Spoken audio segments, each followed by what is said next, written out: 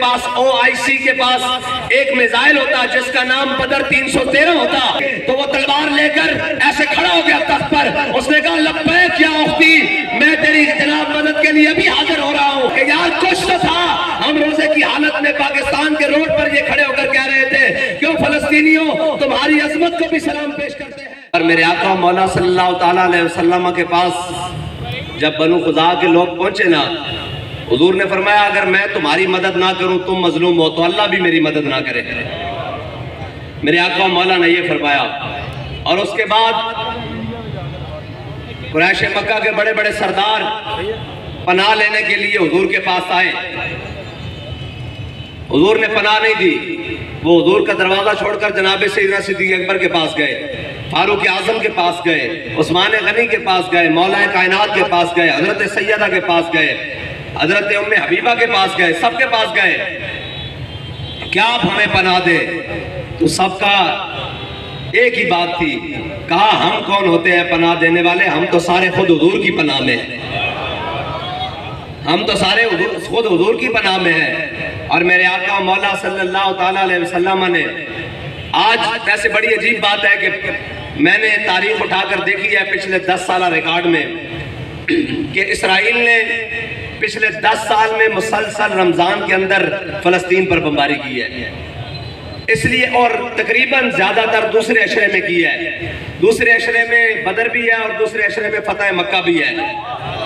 اور وہ یہ چیک کرتے ہیں کہ ہم بم گرانے لگے ہیں, پوری امت فضائل بدر سن رہی ہے, وَلَقَدْ نَصَرَكُمُ اللَّهُ بِبَدْرٍ وَأَنْتُمْ أَذِلَّةٌ, یہ ہر مسجد میں ہر گھر میں پڑھا جا رہا ہے يُوحِي رَبُّكَ إِلَى الْمَلَائِكَةِ, یہ سارا کچھ پڑھا جا رہا ہے. ہم یہ دیکھنے والے ہیں کہ ان کو واقعی 313 سے کوئی نسبت ہے یا نہیں ہے.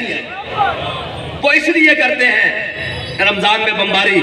وہ آج کے دن جناب رمضان کے دوسرے عشرے میں بمباری اس لیے کرتے ہیں کہ قرآن تو کہتا ہے اِنَّا فَتَحْنَا لَكَ فَتْحًا مُبِينًا, میرے حبیب ہم نے آپ کو واضح اور کھلی فتح مبین عطا فرمائی ہے. تو آج بھی مسلمانوں کے اندر کوئی 10,000 میں سے ایک ہے.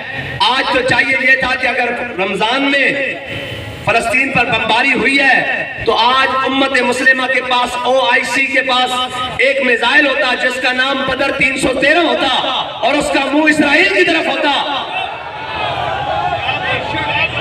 آج تو چاہیے یہ تھا کہ جناب کوئی مبین میزائل ہوتا اور جناب اس کا رخ جناب اسرائیل کی طرف ہوتا اور جناب شام تک تل ابیب کے جناب در و دیوار مسلمانوں کی بمباری سے گونج رہے ہوتے. بلکہ وہاں تو فارس کے قلعے پر ایک خاتون کھڑی ہوئی, نیچے سے تاجر گزر رہا. اس خاتون نے کہا کہاں گئے عبد الملک کے گھوڑے, کہاں گئے اس کے ابن کی گھوڑے, یہ دیکھو کفار میری عزت پر ہاتھ ڈال رہے ہیں. تو وہ تاجر چلتا چلتا عبد الملک کے دربار میں آیا اور اس نے کہا عبد الملک میں فارس کے قلعے کے پاس سے گزرا, وہاں پر ایک خاتون پکار رہی تھی کہ کہاں گئے عبد الملک کے ابن کی گھوڑے, ہماری عزت کے لیے کب آئیں گے.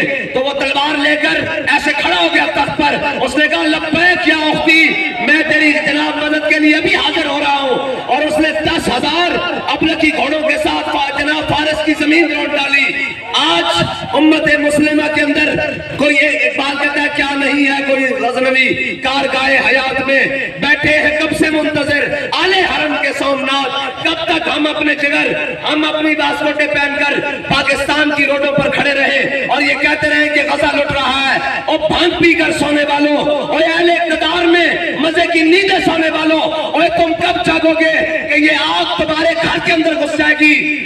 افسوس تو یہ بات ہے کہ جناب ملک کے اوپر مسلط ہے لوہار جن کا نہ سیاست سے تعلق ہے. ابھی مجھ سے صحافی پوچھ رہے تھے کہ آپ وفاقی اور صوبائی حکومت کے بارے میں کیا کہتے ہیں. میں نے کہا یار رمضان کا مہینہ چل رہا ہے اور کوئی چور یا ڈاکو اٹھے اور وہ ایک علاقے سے پورے جناب علاقے سے چوری کرے اور چوری کر کے کہے کہ میں نے زکوٰۃ بانٹنی ہے فلاں وقت میں فلاں جگہ, کیا ہوگا؟ تو جناب فلسطینی رومال لٹکا کر اور قومی اسمبلی جناب کے ساتھ ہیں. آج تو تم پاکستان کی سب سے بڑی سیٹ پر ہو, آج اعلان کرو نا کہ ہم ہدف غوری عبدالی مزائل درار خالد کے ساتھ فلسطینیوں کی مدد کرنے کے لیے حاضر ہیں. پھر پتہ لگتا ہے تمہارا. یہ تو میرے آقا و مولا کی سنت ہے کہ مظلوم پر ظلم ہو تو میرے آقا و مولا روزے کی حالت میں لشکر لے کر فتح مکہ کی جانب چل پڑے. اور مقام عرج پر حضور اپنی امت کی تعلیم امت کے لیے کپڑے گیلے کر کر کے اپنے سر پر دیں کہ میری امت روزے رکھے ہوئے ہوں، اگر مظلوم کی باری آ جائے تو روزے کی حالت میں ان کی مدد کے لیے چل پڑنا۔ یا رسول اللہ ہم کمزور ہیں، ہم بڑے ناتواں ہیں، گناہگار ہیں، خطاکار ہیں، ہم فلسطین تو نہیں جا سکتے، اگر ہمیں اللہ نے موقع دیا، یہ جو F-16 اور F-17 اور F-22 انہوں نے اپنی عیاشی اور بدماشی کے لیے کھڑے کیے ہوئے ہیں، یا رسول اللہ اگر ہمیں موقع ملا تو یہ ان پاکستان کے ایئرپورٹوں پہ نہیں کھڑے رہیں گے اگر کسی مظلوم پر ظلم ہوا، یہ اس کے جناب ایسے موقع پر پہنچیں گے کہ ضعیف اگر نظر پڑے رسول کا جمال بن، اور ظالم اگر آئے نظر قہر ذوالجلال بن، خدا کے آگے سر جھکا کہ سرکشوں کا سر جھکے، قضا ستم گوروں کی ہو ستم زدوں کے ڈھال بن۔ بس اللہ تعالیٰ مجھے اور آپ کو امت کا درد جو ہمارے سینے میں ہے اس کو اجاگر کرنے کی توفیق عطا فرمائے۔